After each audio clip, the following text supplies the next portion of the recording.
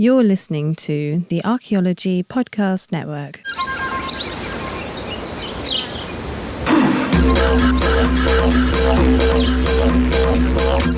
Welcome to episode 30-something of Ethnocynology. I'm your host, David Ian Howe, and I am joined today with Dr. Jesse Toon, Dr. Spencer Pelton, Dr. Carlton Gover, Dr. Darcy Shane Miller, and, Dr. Shane Miller, and me, who is without PhD. So last week we talked about Monte Verde. We had Dr. Todd Surovell on to speak about the new findings that came out of the site. And today I figured I'd bring on some other researchers I know who I've worked with my entire life. Shane and Jesse, I've known you more than a decade, which is crazy, but we can talk about pleasantries later. Carlton, I've known through school. Spencer, I've also known more than a decade now. Yeah, so I guess we'll just get started. Can you all just introduce yourselves, who you are first? Let's just do that first. I'm Spencer Pelton. I'm in Wyoming, state archaeologist. Let me just note, most of us here are from Tennessee. That is true. Except for Carlton. Sorry, bud. He's been there. It's more like the Tennessee Mafia, right? This is the Tennessee Paleo Mafia. Yeah. But yeah, any other introduction you want to give state archaeologists? I'm the state archaeologist for the state of Wyoming. I live in Laramie. A little sunburned right now. Okay. That we can see for the video people. Jesse?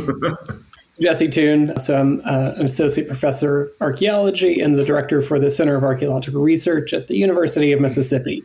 Also from Tennessee, Go Vols. Go Vols. Dr. Miller? Shane Miller. I'm at the University of Alabama in the Department of Anthropology, also from Tennessee, Go Vols. And I think I've known you the longest in the chat since like 2010, right? 2012 was our field school, my field school. Yeah. And you were a graduate student at Arizona when I was there. Correct. Dr. Gover? Absolutely. Dr. Carlton Gover, assistant professor of anthropology at the University of Kansas and the curator of archaeology for the Biodiversity Institute Natural History Museum at KU. Yeah, only one that didn't go to a Tennessee school. I also don't do Paleo-Indian lithics or people in the Americas. I do Central Great Plains farmers from 1,000 years ago. So I'm definitely cutting across the grain. But happy to be here. And then, David, I will have known you a decade in August of this year. Awesome. So with that said, I got a lot of questions and comments to that video, a lot of emails. Several of them addressed me as doctor, which I was quite happy with. Doctors, Surovell and Howe, chewing me out. But Dr. Howe, you are an idiot. Yeah. Started strong. There was more like just questions about like, well, what about this or the tephra? How didn't they do that? So Spencer, you spent the most time around Todd while he was doing this. Could you just like quickly explain your like analysis of what happened, just like in the quickest way? Like, I mean, Todd's always been obsessed with Monte Verde. Somebody that studies people in the Americas. Somewhere around 2020 or 2021, he started talking to me about seaweed and can we really know what is seaweed? Something along those lines. Very, very vast simplification of it. So he had an idea of testing seaweed for isotopes instead of looking at like the cellular structure of it, which is I think how it was identified back in the 90s. I found out the seaweed burned up in a fire, but was like, oh, well, I'm going to Chile anyway. It's a cool place. Went down there, met up with some colleagues, and quickly realized that the Monte Verde 2 locality excavations were in a terrace that local geomorphologists have always identified as a Holocene terrace in this kind of larger alluvial system. And so that brief realization led to a longer-term project in which they dated sediments up and down the system, including right adjacent to the excavated Monte Verde site. And they found out that all of those amazing organic artifacts within the Monte Verde 2 site were redeposited from a bog deposit, basically like a dead forest and a bunch of decaying matter on a higher and older terrace of this stream system. So you can imagine, when streams are meandering back and forth, sometimes they undercut a bank and you kind of get these like in these curves of the river. And when you undercut that bank, all the stuff above it collapses into the river system eventually. That's basically what happened, is that as this river, this creek was meandering and incising its channel, it undercut banks and it redeposited really old carbon into a much younger stratigraphic context. And it's a tricky situation. I mean, it has happened. I've seen it happen before in sites in Wyoming, but it doesn't happen routinely. And so, yeah, it's a tricky situation to parse out, but I think they did it really well. Gotcha. Dr. Miller, as a geoarchaeologist, what were your thoughts on the study? First off, I just had like this image of Todd cornering Spencer and saying, "What is even a seaweed?" or something like that. Can we even know, man, what seaweed is? Seaweed? Maybe it's different for every person. Yeah. I've heard a little like on and off that Todd was poking around with the Monte Verde stuff for a while. Like, you know, he chit chat on the phone about various things from time to time. Not a lot, but just enough to know that he was tinkering on it. And, you know, going back to like some of the older critiques, and, you know, I don't think Todd is the first person to say, "Hey, maybe this is all redeposited." And I was spending some time before this trying to go back over some of the older critiques. I think that maybe like Tom Lynch in like one of the original critiques argued that like it may have been redeposited or something like that. This is like mining my memory from grad school days. No, you're right. These ideas have been around for a while. Yeah. And so I was like, this is like the first where it's like laid out in that one figure where it's like, here's a sequence of events that happen. And it's very simple that you've got that tephra deposit. And if you just had a little bit of like training in like basin cut and fill sequences from fluvial geology 101, you're like, well, that channel containing the site had to come after that tephra, and the age of that tephra is known. So, I mean, I read it and I was like, I think this is really hard to come back from if you're the Monte Verde gang. This seems pretty damning to me. What is tephra? Like, I'm not a geoarchaeologist, so some of the terms like I'm not necessarily familiar with. Like, I can kind of understand some of these figures. Like, I understand the point, and I you know, as also a professor who teaches, you know, this stuff. But like, what is tephra? Like, what are these sequences that Todd is talking about in this paper? Can I link you a 45-minute video? Yeah. Yeah, go for it. Yes. No, go for it. It's volcanic ash. That's it. Yeah. It's volcanic ash. It's like another fancy word for a layer of volcanic ash. And in some places in the world, they're pretty distinct, and people can geochemically pick them out with a high degree of confidence. And this one in particular is apparently pretty well dated. So they know how old that eruption is, and they know that ash is from that eruption, and that ash postdates when they said the Monte Verde site was supposed to be. So I think it dates like 11,000 or something like that. So that channel containing the archaeological site came after that ash was deposited. I think that one thing that people have struggled to understand with this study, I've seen this in like some of your comments and stuff, is like how can something deeper in the ground be younger than something higher up elevationally? And the way I've thought of to describe this easily is like we do this when we plant like a tree or a shrub in our yard, right? You dig a hole through dirt that could be 100 or 1,000 years old or something. You put the plant in there, and then you fill that hole with much younger dirt. So even though the dirt in that hole is much younger, it's the same elevation, but it's much younger than the dirt surrounding it.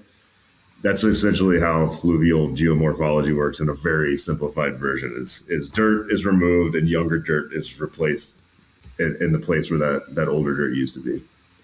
And then to kind of add on to that, right, the bottom of that hole where the tree roots end up being located, right, those tree roots in the tree is much younger than the dirt at the top too, right?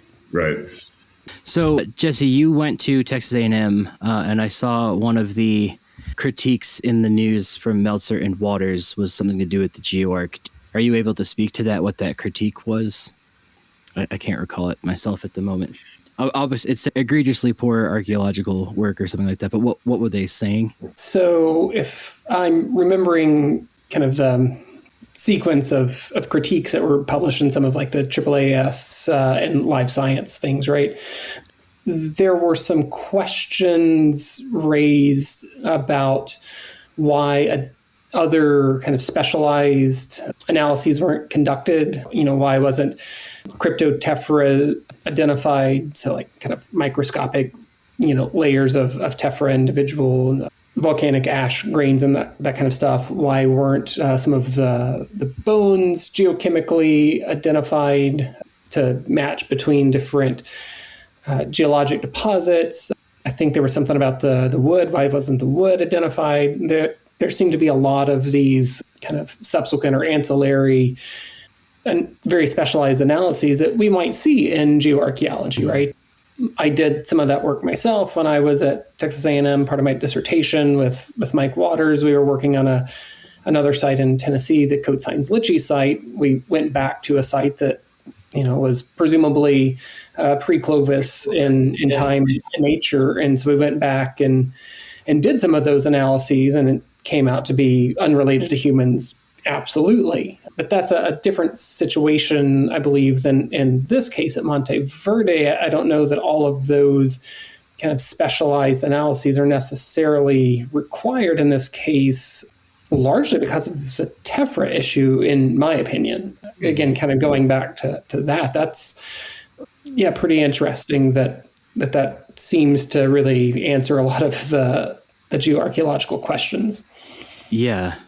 Okay. And the OSL dates within that strat too, where you've got the old bones with the young sand grains or the mid-Holocene sand grains. You put those two things together, and it's blunt force geomorph. I'm not convinced you need to do all of those things to make a convincing case. Right. I mean, a lot of that stuff, there's just no reason in doing that at this point, and with this study that Todd and colleagues were doing. You could have almost done this on the tephra alone without any radiocarbon dating or OSL dating. I mean, you could do this. You could have done this old school with stratigraphy, knowing the age of that tephra. That work would have had to have been done, but you could have just profiled the terraces, and your answer would have been right there. Identified the tephra, obviously, but I think they went above and beyond to prove the case. But yeah. Carlton, at KU with your students or grad students or undergrads that you've seen, what's some of the chatter about the site that you've heard? I know Hoops messaged and said he liked the video. I don't know if he agreed with it or not. Yeah. So, right, I think I'm very fortunate at my department in that we're a pretty processual department at KU, and it is also an outlier in my own department. Like, it is very people in the Americas focused. And like, we're very fortunate that we have Ted Gable and Kelly Graff, who do Beringian archaeology, Eastern Russian, like Siberian archaeology. They're looking at people in the Americas from the Beringian aspect. Like, what is that connecting piece between Beringia and Clovis? We have Dr. Jenny Raff and Dr. Dennis O'Rourke, who are doing the ADNA aspects of people in the Americas. And so we kind of have this multi-pronged approach of what people are looking at. And I'm over here looking at corn in Nebraska. But I'm surrounded by a lot of people that are engaged in these debates. And we hosted Todd last year. He gave a department talk, and he talked about one of his papers looking at the context, the stratigraphic context of a site, being able to calculate that based on the positioning of artifacts distributed within a layer. And, we also have the state geoarchaeologist, or former state geologist who's a geoarchaeologist, Rolf Mandel, who did the geoarchaeology of the Great Plains and is also one of the Odyssey program directors who looks at Great Plains origins of peoples. So needless to say, like just setting up the stage, like I'm around a lot of people that are doing this work. We had Todd, and he was fantastic. But my department is fundamentally leans towards pre-Clovis, but from a very processual standpoint. And like at Todd's talk with Steve Holland, the author of the Cerruti, and like they had Todd was welcomed, and there was great talks with Todd about a number of things, and it was very professional, and I thought it went really well. Some grad students, I think, struggled with the paper, because it shattered I think it shattered a lot of people's worldview very quickly, right? Because Monte Verde was pedestaled as like, this is it's the pre-Clovis site. It is the pre-Clovis site that has an assemblage, right? And that has always been the critique of like, what the hell is pre-Clovis? Is like, there's not a diagnostic toolkit, but Monte Verde had one, and I think a lot of them were just kind of struggling with it, and they are early career grad students for the most part, so they might not have had the geoarchaeology. So I think it was also trying to interpret the article. But I've been very supportive of it. Todd gave me a demo, like he maybe put my phone down, make sure I wasn't recording, but he like showed me on my whiteboard, did the diagram of this figure, and then he erased it afterwards, of course, but like he walked me through what was going on. So overall, I think people are just kind of settling with it. People in the state geology office, the Kansas Geological Survey, seem very supportive of it. They think the geology checks out. But at the same time, I've seen other geoarchaeologists that have come out of this program that, like, someone commented to me personally, because I was sharing this, and said, I would have flagged a T3 surface being somehow erosional. It's one of the most nonsensical sentences I have read. A terrace is not an erosional surface. And I'm just like, I don't know, man. Look at the figures. So like, look at the supplemental material. That's not true, but whatever. Right. Like an erosional terrace is a strath terrace. It's just either a terrace can like build up in a floodplain, or it erodes down through an existing deposit. It stabilizes, or it could be a little bit of both. You can erode down, and then you can get some overbank on top of it. It's weird to consider geomorphology dynamics in that sort of like draconian terms of like, no, there are these two things or this one thing, and it's always like that forever. It's just not how the earth moves, really. We can go to Tennessee right now or Western North Carolina, and you can go to an ice age terrace that's got about 2 feet of sediment from Hurricane Helene flooding on top of it. So it's a terrace. Yeah, you can still get dirt. Anyways, yeah, we don't have to get into the weeds of terraces, but I just feel like, and I'm not trying to be like pretentious about this, but like, if you take like a principles of geomorphology or like go a couple steps beyond and take like fluvial geomorphology, like these are things that you learn in those. And I think an important thing to consider here with what you all are saying is there's some nuance here, right? It seems like a simple geologic story, but there's also some nuance, even if it's just, how specific terraces are forming.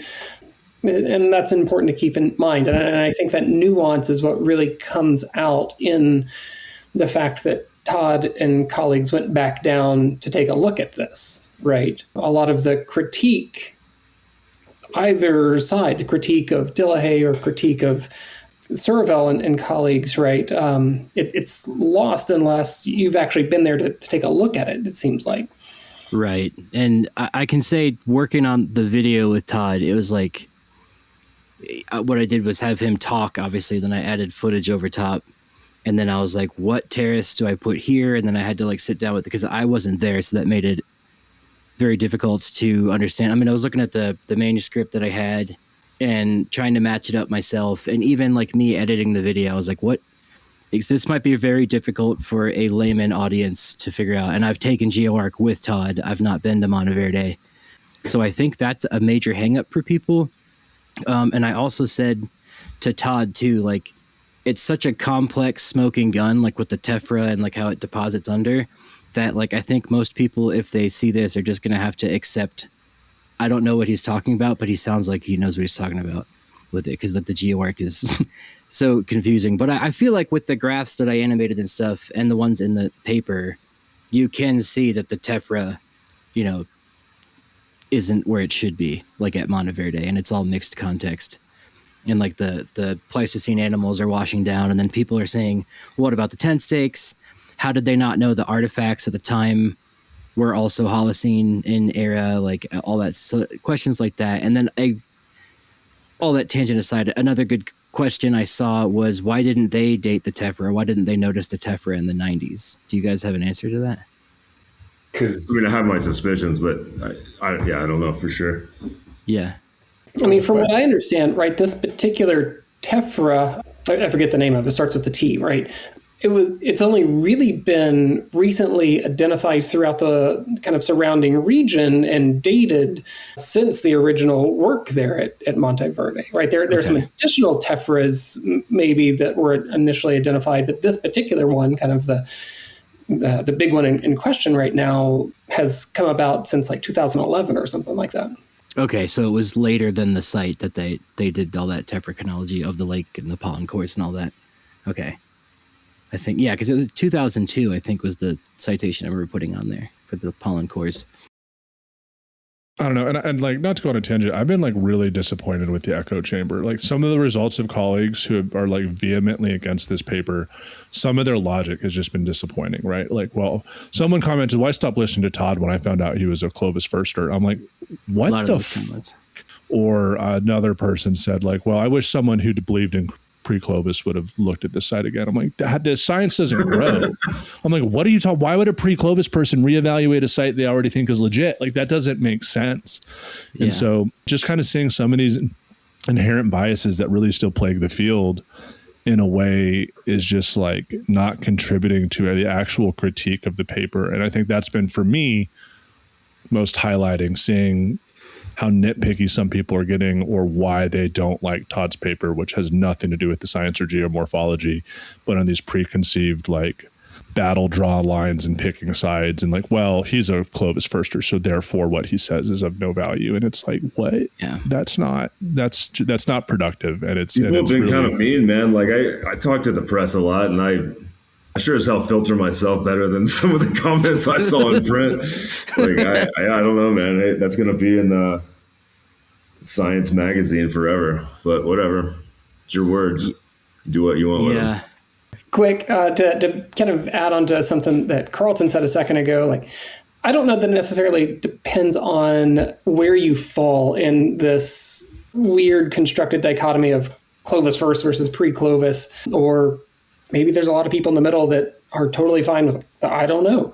I don't know that it necessarily matters where you are on that in terms of if you should go back to a site or retest something, right? To me, the single most important thing about all of this is that they went back and took a look at it.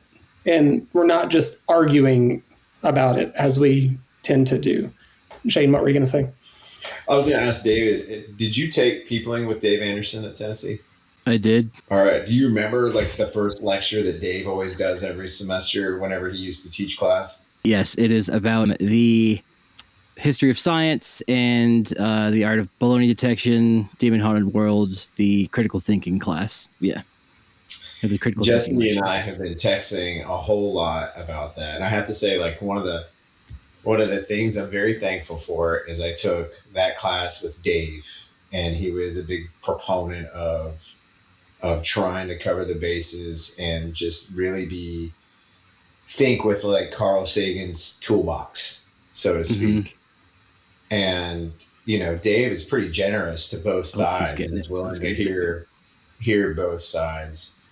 And so I would just really just shout out Dave Anderson there for that, because, and then I went to Arizona and I had Vance. So Vance is not anti pre-Clovis, you know, especially not now with the footprints at White Sands, but he's also like puts a critical mind to task on things like the Younger Dryas Comet and stuff like that. So really thankful I had both those guys to help kind of navigate and think twice before what I say publicly, because I feel like some people just don't have that filter, like Spencer was saying.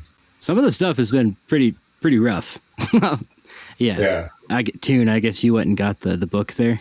So for folks listening and watching, because I'm holding it up, if you haven't read this book, read this book frequently, every day. There's a reason that it is so worn with so many little pages marked. Read. Yeah, I love that book, man. I read that when I was like 15. It had kind of a big influence on my career trajectory. Carl Sagan. It has nothing to do with archaeology, but Sagan wrote and talked a lot about anthropology and archaeology and just science in general, good and bad science, and helps with tools of how to think about things critically. And that's the Demon Haunted World, Science is a Candle in the Dark, right? Is the name of the book? Yeah. There's a war club in front of it on my bookshelf, so I can't take it off right now, but I would also show it. Yeah, Dave teaches that lecture. Dave Anderson, shout out Dave Anderson, was my undergraduate professor, also Shane's. Very intelligent guy, did the Shiloh Mounds, did paleo stuff at Topper, does southeastern stuff. But every class he teaches, it does start with a critical thinking. We learned Occam's razor, was it post hoc, ergo propter hoc, all that stuff, like all the how to detect bullshit when sites come out, which was what led me to have a skeptical mind. And I remember as an undergrad being like, I don't know about this pre-Clovis stuff being legit or not. And he was like, you should email a guy named Dr. Surovell and work with him for your master's, which is where I went and worked with Bob Kelly there too. But Dave was a very good qualifier. I remember he would try to like take both sides of the opinion, which I learned pretty well from him. But with that said, I guess some of the next questions I had were, I made the joke on accident. I called Paisley Caves Pooper's Ferry, which it should be called now. Oh, dude, that's Paisley good. Caves.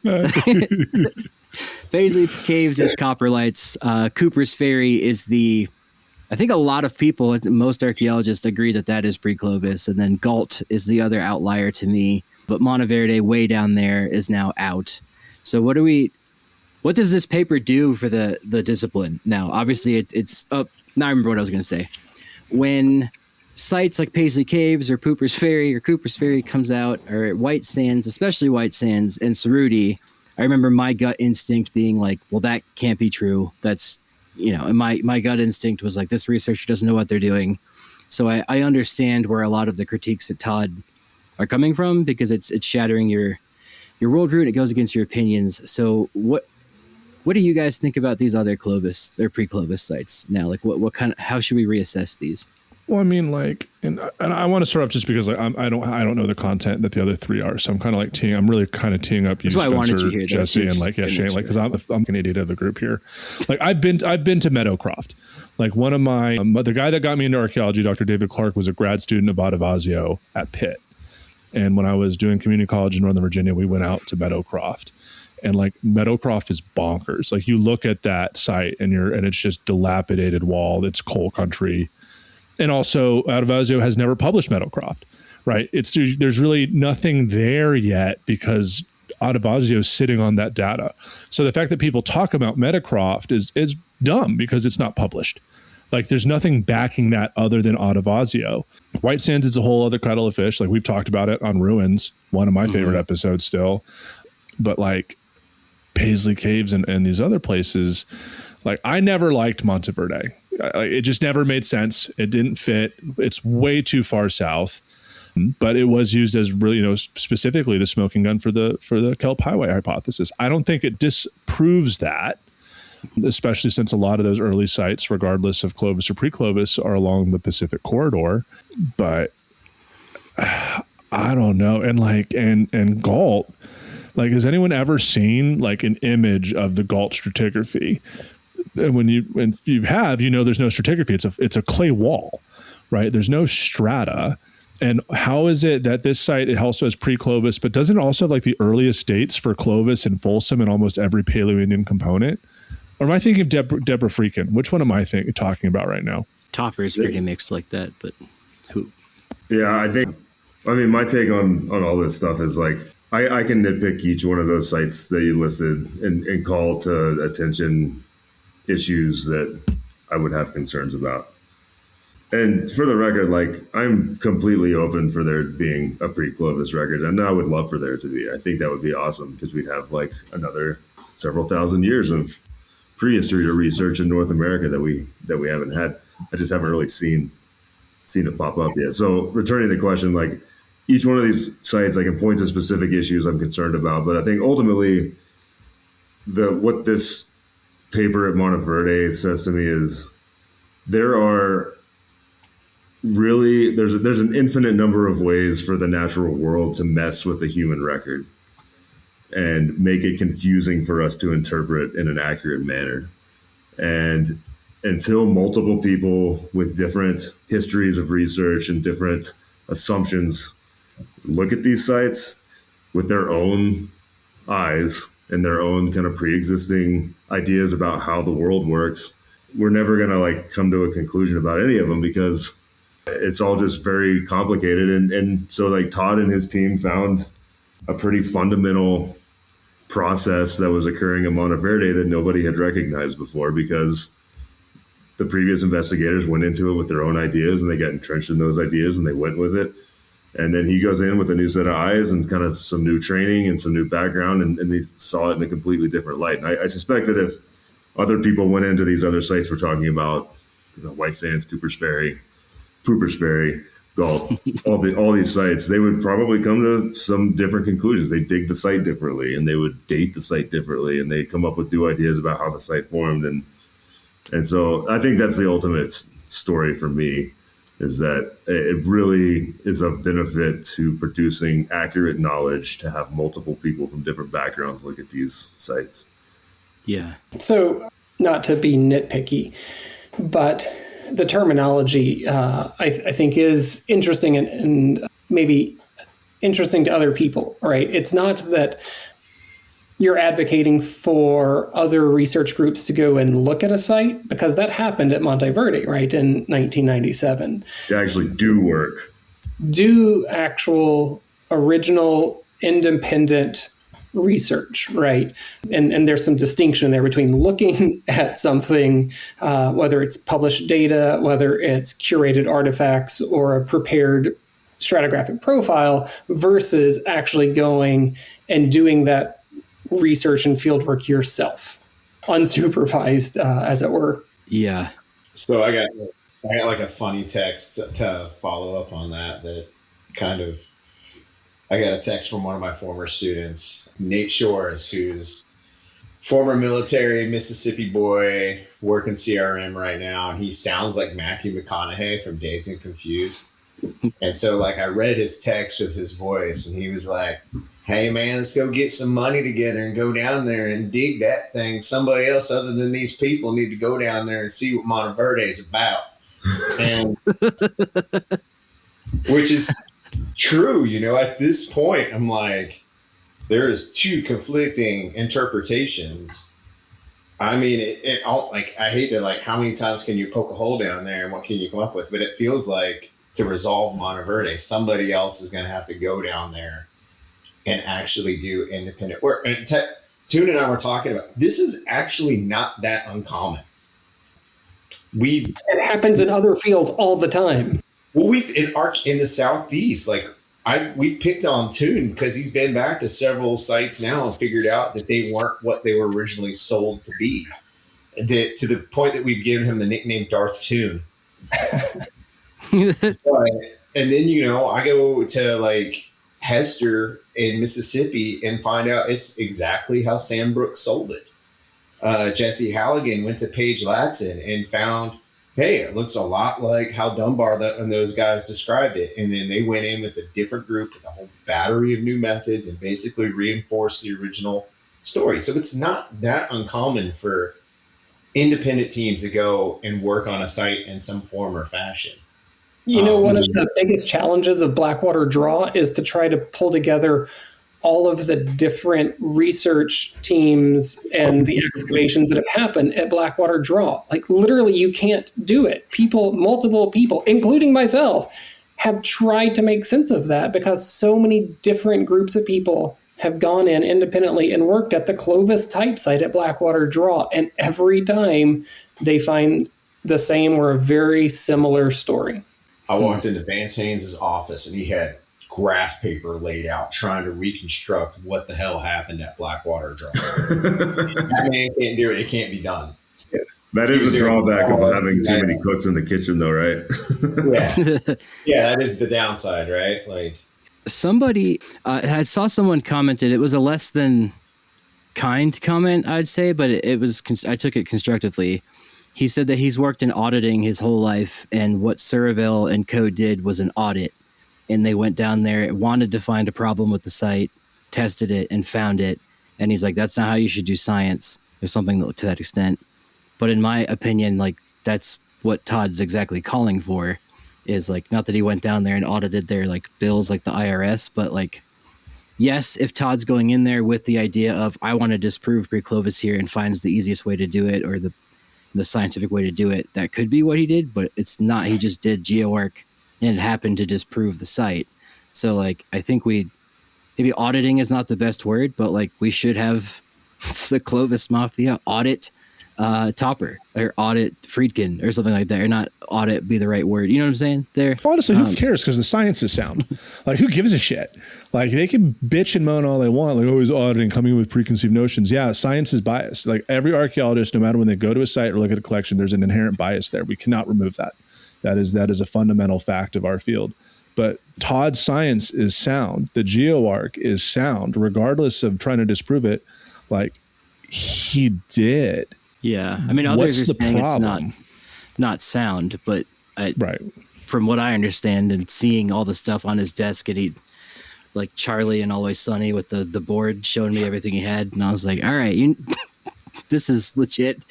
Yeah, I don't know. What do you guys feel about those I do statements? feel like that's where Fidel gets, people get frustrated, I guess, with the way he operates, because what he does, it does feel like an audit. Like what Todd did just felt like an independent geomorph study that conflicted with the interpretation of the excavation in a way that was catastrophic to the original interpretation.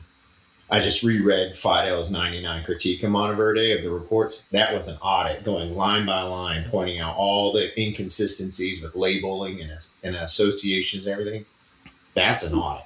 And I guess like the critique of him at the time, one of the people who was writing like the responses to Fidel was basically like, no site would survive an audit like that.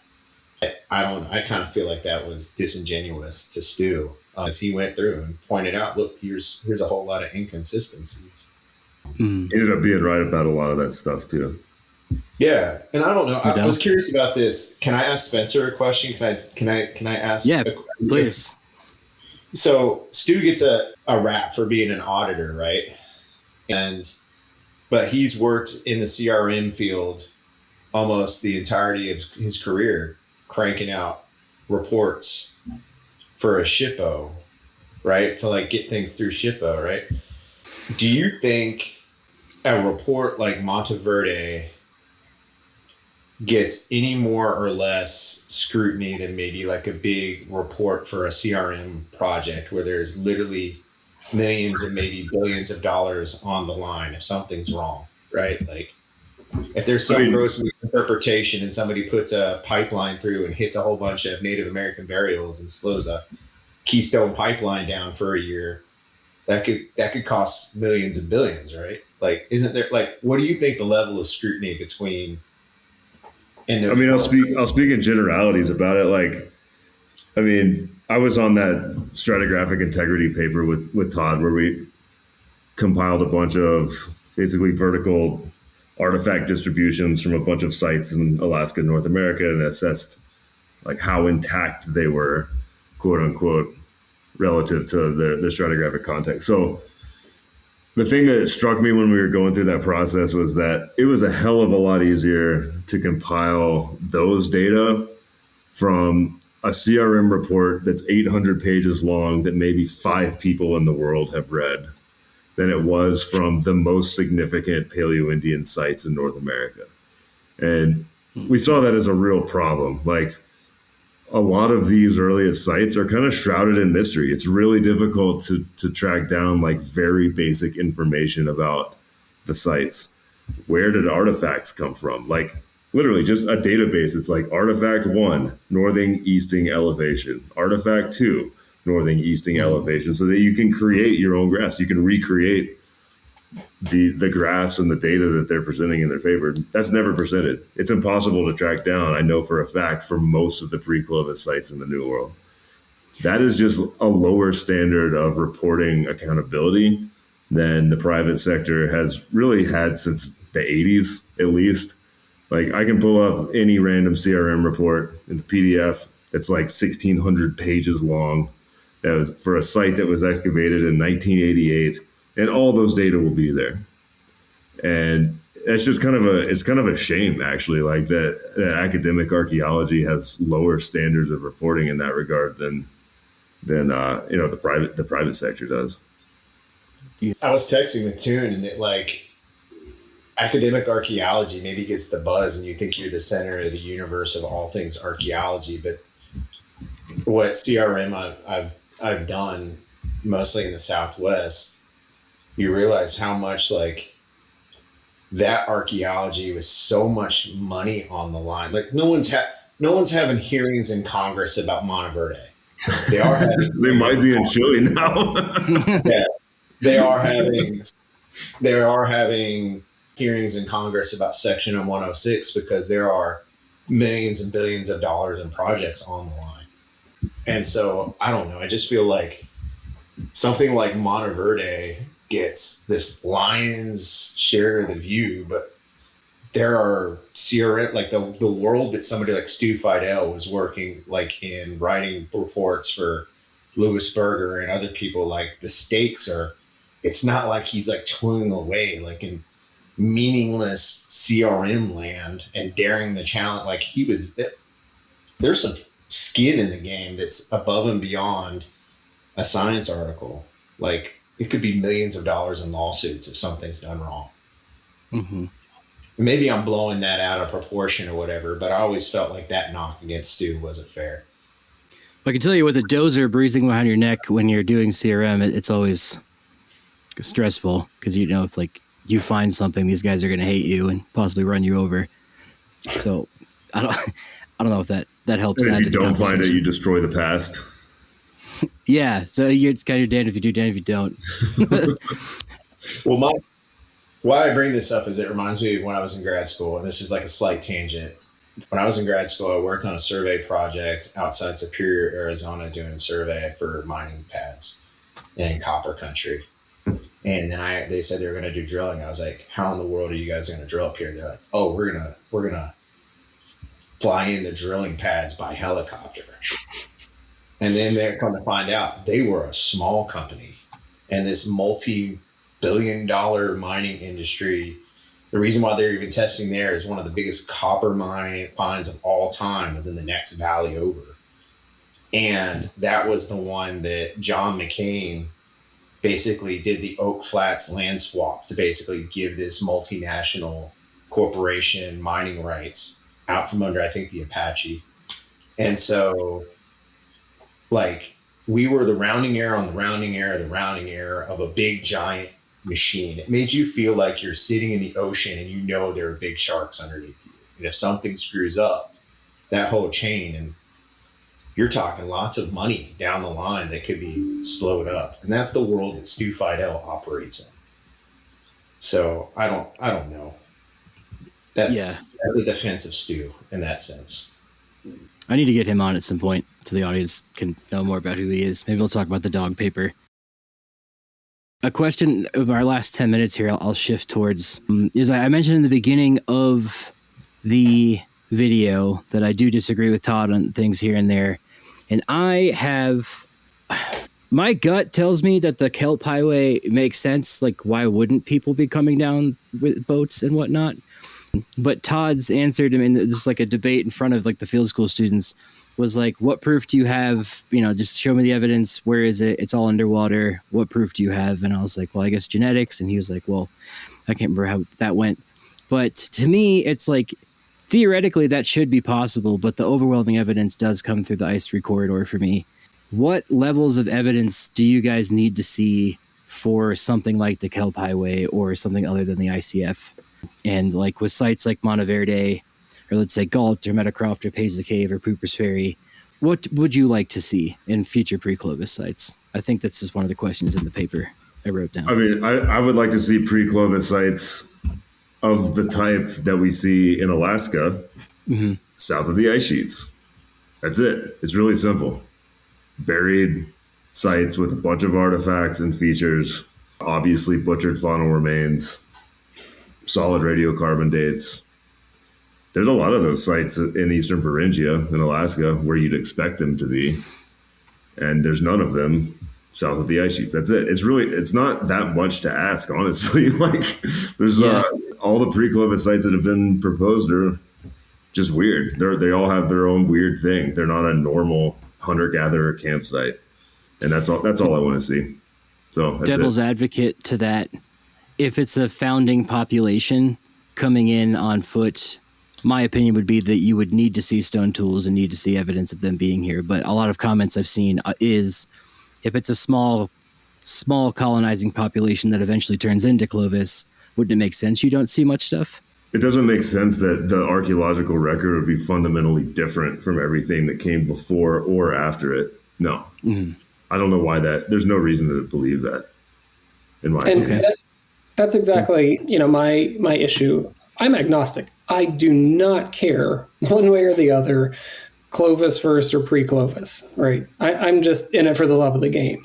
And I just want to see a pre-Clovis site that isn't weird, that doesn't have some really strange anomaly to it, right? That everything is hinging upon this one outlier that we never see on another archaeological site anywhere else. Yeah. And, again, further to piggyback on what Spencer was saying, we can look at other places around the world. This isn't existing in a vacuum, right? The Americas. We can see how colonization, peopling of new lands plays out in all over the world, right? Oftentimes it's compared, the Americas are compared to Australia. We have interesting things happening in Madagascar. I personally work on initial human colonization of Ireland and Northern Europe. And we don't see those weird anomalous sites and, quote, archaeological records in these other geographic contexts. It's only here for some reason in the Western Hemisphere, and I have a very difficult time squaring that. Yeah. Dr. Gover, not to tokenize, but no, I mean, I'm kind of there with Jesse, and Pawnee oral traditions don't talk about coast. We're very firm on a time of ice. You're monsters. In the middle of the continent. Yeah, and I think Pawnees have been in the middle of the continent for a very long time. But I'm pretty sure we were one of those migrations that came through the ice-free corridor. That's what our oral traditions state. But I mean, that idea of is the ice-free corridor, A, was it open, and B, was it then biologically viable? That's going to have to be a geology question. Archaeology is not going to be able to answer that. I know it flip-flops, but I'm just not as well versed.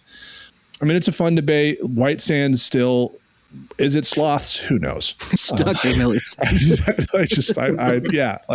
don't know, man. It's some new thing nobody even knows about yet. Right. And then the genetics are also out there, but there's the genetic piece of it, but also our genetic library is also not that big at the same time. There's a missing genetic population that involves Central America somehow. There's so many more.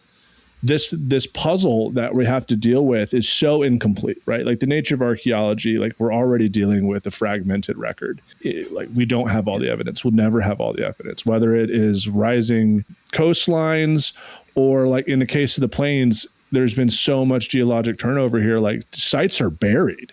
It's hard to find Clovis sites or Paleo-Indian sites in the Great Plains because they're 5-6 meters under the surface. Right. It's just the nature of the field, man. We'll never find the earliest site, and we won't find many of the sites. So I don't know. It's a fun exercise. I don't take it too personally. I don't hold the Clovis, pre-Clovis debate dearly. That's not what we're in the field for. We're just trying to figure out the best we can. And so how heated this debate has gotten has really, it's fun to have beers with you guys and talk about it and talk about evidence, but just some of the visceral reactions online to this paper or this debate, they're just kind of disgusting. It won't be so fun if you disagree with us, Carlton. I know. I like my corn. I like my pots. Hope you like your knees intact. Yeah, right. It's not just online, right? I mean, these are visceral, attacks that get taken personally in person, in publications and conferences, right? And it's One thing I just want to mention this real quick. Every time I see this hit the popular media, there's this line that's people have had their careers ruined over pursuing their belief that pre-Clovis occupations exist. Their lives have been destroyed. They've had their careers ruined. They've lost their jobs. And you don't have to name any names, but I am curious among this group. Do you know of anybody for which that's true? Has that actually happened, or is that just a talking point that comes out in these kind of acrimonious debates every few years. I think it's just a talking point. Yeah. And most of those people probably lost it for like misconduct in other ways. Yeah. Pretty common.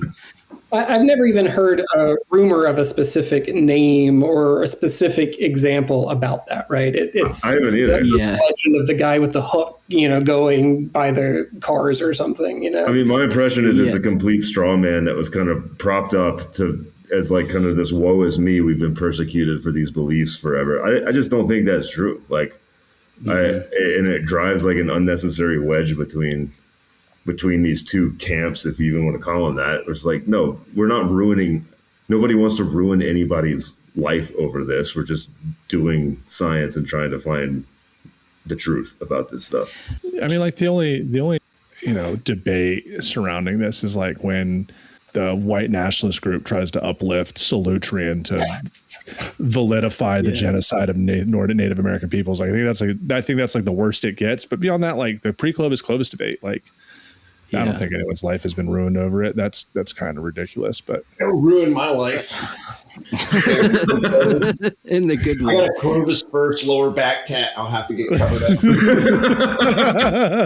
up. I did see a comment today saying, and it's along that same vein. It's like this Surovell guy has been at it his whole life being a pre-Clovis denier. He's terrified of losing funding. And like, if pre-Clovis exists, he'll like be fired. And I was like, Todd does plenty of other work. That he was in Mongolia. Like, I don't. I really don't. How do people believe that? Like, I think it's Hancock and Rogan and. I want to make him a shirt that says pre-Clovis denier. I listen to that name. Yeah, and then another comment I got was saying like, you need to be careful because like the implications of what you're saying could like harm indigenous people. And I'm like, well, Carlton, he's like, here, fine. Yeah, like you actually ask Native people like what are their origin stories, and you're going to get a wide variety, dude. Because there's over 200 nations for me to ask, and they're all going to be differing. So now there's 576 tribes, but the vast majority of tribal oral traditions being here can be archaeologically threaded together. So I mean, like, the vast majority of people that say dumb shit like that have never actually talked to a Native person, or if they have, they're a generic hero pretendian who doesn't actually know. I'd like to touch on the finance thing real quick, though. Like the idea that if Todd doesn't stand for Clovis first, he's going to lose all his funding in his job. I just want to call to attention that like pre-Clovis archaeology has garnered by far more funding than any other focus of North American archaeology in the last decade, 15, 20 years. I mean, there's been an enormous amount of financial resources funneled towards that, to the point where I think you could defensively and accurately say if some folks stopped looking for pre-Clovis archaeology, then they would lose funding. I think that's a true statement in some cases, especially when you get endowments that are specifically given to you with the stated purpose of finding pre-Clovis sites. Or you have private donors, they get interested in this and they say, we want you to find a pre-Clovis site. That has actually happened. What has not happened is that people are just funding a narrative of Clovis first and threatening to pull finances away from them if you deviate from that narrative. That is not true. But you can actually point at like receipts. There are receipts to back up the notion that the search for pre-Clovis archaeology is extremely well funded by people invested in proving that's true. Which is an inherent bias when you're digging and looking, and you're gonna find what it's insane to me that narrative has become so inverted, because I mean, it's just the exact opposite of the actual truth of the matter. Well, I mean, that's how we ended up here, right? Like when they sent that team down to Monte Verde in the 90s, it was on a private jet by a funder with the explicit purpose of you guys are going to go down there and you are all going to reach consensus and solve this shit. Yeah. Yep. Wow. And so when the two Clovis first guys were in the pit looking at the stratigraphy and the pre-Clovis guys are above them with shovels, there's an implication, but like the part of that was they had to come to a consensus, right? So even that process of deciding if Monte Verde legit or not, there was that pressure behind it. Like, yeah. I'm not going to say much more about it because that kind of gets nasty, but I really obviously don't like that narrative at all, that there's this like secret cabal of Clovis firsters funding debunking these sites. It's just complete bullshit. Well, Clovis Firsters are the minority. Yeah. You know, like, do essentially the minority. And I'm with Toon. I'm agnostic. I don't give a shit. Like, where's the good science? And right now, like, a lot of the best sites are Clovis sites. We're rolling good now, David. You're about to cut us off. I can see it in your eyes. I know. Well, I have to. We could do like 5 more minutes max, but I forgot to do ad breaks in the middle of this. I'm sorry, Chris. I'm sorry, Rachel. Please don't hurt me. Yeah, I was going to ask if anyone has any closing thoughts and closing statements, but please, whatever you guys were going with there, continue, because I can tell you're fired up, but you are. No, I said my piece. Okay. I just really hate that the idea that Clovis people that want to find Clovis archaeology are being bought off to do it. It's just so utterly crazy. From a guy, one more thing, from Graham Hancock, who has 2 seasons of Netflix deals under his belt. How rich do you think that dude is? Like, come on. We're out here like how many grants do you think LaPrel had to scrape together to like fund the excavation of an actual Clovis site? I think we got 6 different grants from 6 different entities to scrape together enough money to pull that off. Yeah, it just pisses me off, man. We work really hard to get the funds to do that shit, and to be told that it's like all coming from secret cabal is not cool. Yeah. And we had to, at LaPrel, go to town to haul water in jugs. It's not like we're like living in luxury either. Yeah. And yeah, I don't know. Toon, do you got anything? You know, I'll just close by saying, again, and we've already talked about it. The takeaway is that it was independent confirmation or an attempt thereof that Surovell and colleagues, went down there and they did. To me, that speaks volumes. And, I don't like or dislike any sites. I literally have no feelings about a site or a theory either way. I'm just inherently interested in this, and in this being archaeology and late Pleistocene Ice Age topics. And I think too many times people in the field, but also people listening and reading stuff online, get caught up in this weird issue of how they feel about something and where someone's agenda is coming from. Like, I don't care, and I have increasingly little patience for that. Fair enough. Dr. Miller? I got lots of thoughts, but I'll try to be concise here. Yeah. I think I make jokes about being pretty partisan, and I guess in some way I kind of am, and that's come from years and years of just having your heart broke whenever you pop the hood on these pre-Clovis sites and you're like, okay, this is not what I initially thought it was going to be. And that started with me like working at Topper when I was a youngster. But that being said, I think like on a positive note, there's a lot of people that I disagree with that I still read and I still value their opinion. And I might disagree with them on maybe some interpretation of a site, but I don't disagree with them on everything that they do. So, for example, Vance Holiday and I, like who, he's one of the people on White Sands. We might not agree about White Sands, but we agree on a lot of things. I might disagree with David Meltzer on some things. I still acknowledge that he's a very highly intelligent man who's done an incredible amount of high quality field work. And he's a nice guy, and he's a solid researcher. The people that I like to read that I think that have a really good holistic grasp, and like whenever they start talking, I shut up and I just want to just like listen. Kelly Graff at Kansas. Anytime she gives a talk, I feel like she's got her head around archaeology and peopling stuff in a way that's very holistic. Ben Potter is in that category. And then in the Southeast, Ashley Smallwood and Jesse Halligan, like those two, like I agree with them on a lot of things. I work with them on a lot of things. I disagree with them on a lot of things. But whenever they start talking, I shut up and listen just because they're very bright, and I value their opinions. And I wish there was a little more of that, of just like acknowledging that we're all human here and we're all just doing our best. And there's not really sides to this. Yeah. Amen to that for sure. Dr. Gover, do you have anything there too? Yeah, I think if you're going to go to grad school, go to a different PhD program than your master's, get a holistic background. I think for me, what I noticed, a lot of people that I become disappointed with have stayed in the same program their entire career. I think I benefited academically and professionally from going to Wyoming for my master's and being around Todd and Bob and Spencer and all these other folks. And then we look for elephants and Clovis first. Then going to Boulder, which was mostly like Mesoamericanists and Southwesterners, and I'm sitting there learning about temples and ritual and a lot more post-processual. And like I got both ends of the spectrum, and I feel like I can understand. I have a better grasp of a lot of things, so I can see both arguments in archaeology from a lot of different ways. And so and having taken two graduate level archaeological theory classes from two very different perspectives have helped me.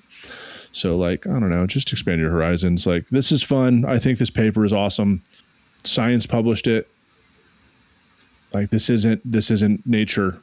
This isn't the archaeological section of Nature. This is science. I think this is helping a lot, and it's stimulating conversation again. And I really do hope that we use this as a case study for how to remind archaeologists that if we are going to be a capital S science is, what's the word for it? Darkness. Candle in the darkness, and it progresses on itself. It self-transforms. That's the whole purpose. It's not a one and done. We have to go back. And I think a lot of people on this panel have gone back and revisited sites and done new approaches to previous data to get new interpretations. That's the whole purpose of our field. So this isn't nothing new. So this is cool. Good job, Todd and crew, and all the collaborators, right? Let's not forget that there is a whole team of Chileans that contributed to this. Yeah. Right. Claudio, what's the other guy's name? Cesar, right? Cesar Mendez, Claudio Latorre, and there's a couple other guys. Juan Luis Garcia. That's right. Spencer, did I ask you closing statements yet? Or did you already say it? I can't recall. It's 10 minutes ago. My only closing statement, I guess, would be good science should inspire conversations among people, regardless if they're civil or acrimonious or whatever. And this has certainly done that. And I'm just glad we're talking about it again, instead of just kind of steadily drifting into further and further away camps about people in the Americas issues. So I don't know if there's the Paleo-American Odyssey conference is in October. We'll see what happens there. Yeah, I'm going to come to that. I need to see the flights. I'm going to go. I wasn't thinking about going, but I was I'm going to be there. I will be in Santa Fe, New Mexico. They're setting up the UFC octagon, I think, inside the conference. Rogan and Hancock are announcing it. Yeah, and just right on the plaza downtown. Yeah, the tamales I got there were wild. It's going to be an Adobe octagon because the city requires that. David, what was that? Booth. You should set up a booth and interview people while you're there and get some sweet content. That's actually a wonderful idea, but Dillahay is going to come find me. That's even better. Yeah, that's going to. Yeah, I want to have him on. I think I should. What if he does? When his stuff's out. If he's not an adult, that's his problem. Yeah, it's very true. I'm excited to see Stu. The tamales downtown were spectacular. And yeah. All right, y'all. Thank you so much for having me on. This was Dr. Jesse Toon. This was Dr. Shane Miller, Dr. Carlton Shield Chief Gover, and Dr. Spencer Pelton. You can find all their contact information below in the YouTube description or in the show notes of the podcast. Please remember to rate and review the podcast. davidandhow.com for all your merchandise. I am launching a course next week with Fluent Pet. That will be dropping on the 30th, but you'll have more information on that later. And yeah, please comment, review, and YouTube comments, YouTube likes, that whole thing. And Carlton, any closing words about the Lakota?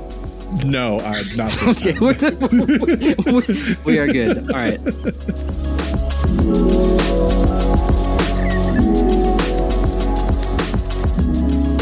Thanks for listening to this podcast. The Archaeology Podcast Network's chief editor is Rachel Roden. Our executive producer is Ashley Airy. Our social media and newsletter coordinator is Matilda Siebrecht. The APN was founded by Chris Webster and Tristan Boyle on December 1st, 2014. We're supported by our amazing podcast hosts, many volunteers, and listeners like you. Check out membership at www.archpodnet.com/members. This has been a presentation of the Archaeology Podcast Network. Visit us on the web for show notes and other podcasts at www.archpodnet.com. Contact us at chris@archaeologypodcastnetwork.com.